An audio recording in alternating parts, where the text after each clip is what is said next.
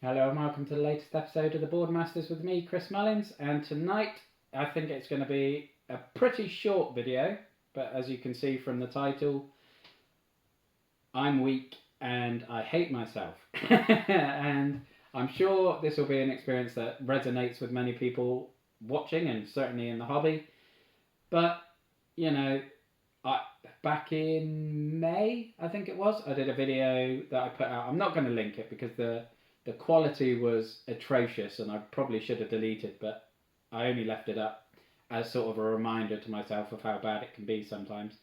And that video was about why I absolutely would not be backing Monster Hunter World following a Kickstarter campaign that was generally pretty dreadful and completely turned me off the game. I guess it's probably even worse because I then did a video last month talking about, July, because this will be going up in September. So in July, talking about how FOMO isn't getting to me anywhere near as much as it used to. And I guess the fact that I brought up those two videos probably gives you a good indication where I'm going with this. But obviously the pledge manager for Monster Hunter World finished on Tuesday as well, Tuesday night I believe. And yes, I backed Monster Hunter World in the end. Contrary to what I declared to the internet and to the world, I broke, and I didn't just back it, I did go all in on it. So extra weak on my part. But I guess time is a great healer in a way, and as I spoke about in that video back in May where I wasn't going to back it, Monster Hunter World was a game that I was very, very excited about from the unveil back in January. And it was only through the campaign and the lukewarm daily reveals. I mean, lukewarm is probably a generous term. They were generally pretty terrible. But the campaign itself was such a massive turn-off for the game, even though I loved the core of the game before the campaign started. With they announced pretty much all the basic material that was going to go in it. They announced the all-in.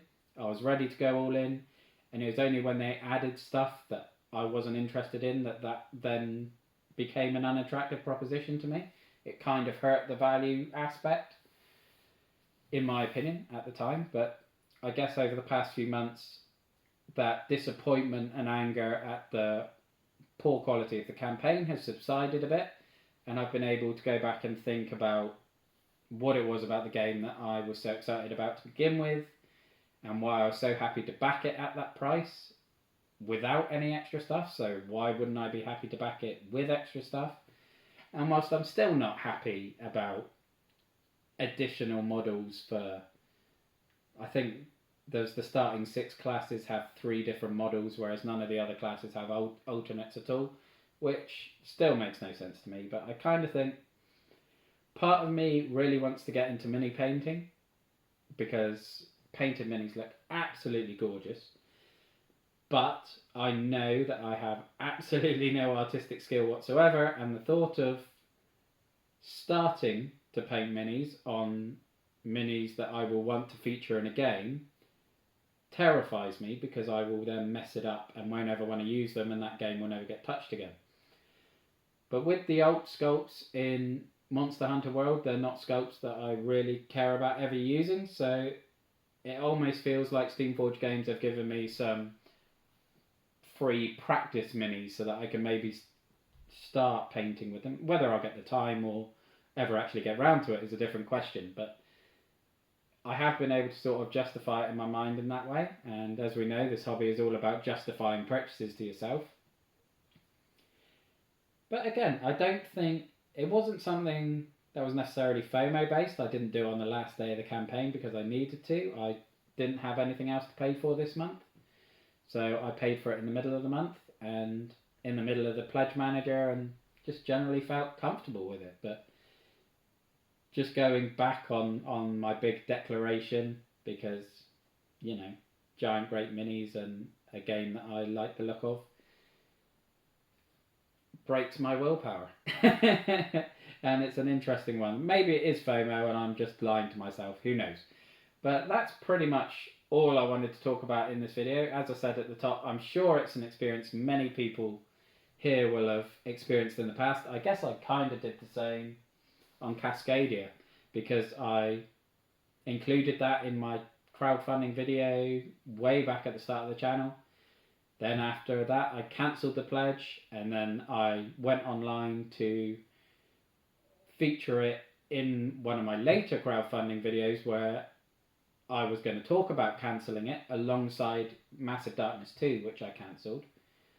And through loading up the game page, I discovered the pledge manager was open and bought it again. But I suppose with that one, I hadn't actually declared that I'd cancelled it. I would just broke beforehand, which is less embarrassing for me, thankfully. But there we go. So that is why I'm weak, and that is why I'm hating myself at the moment. But it's still something that I'm very excited about, and can't wait to see it arrive on the doorstep, and can't wait to feature it on the channel. So I hope you'll join me for that a long time down the line when it finally arrives. But that is today's video, so thank you for watching. Look after yourself, stay safe, and have a good one. Bye bye now.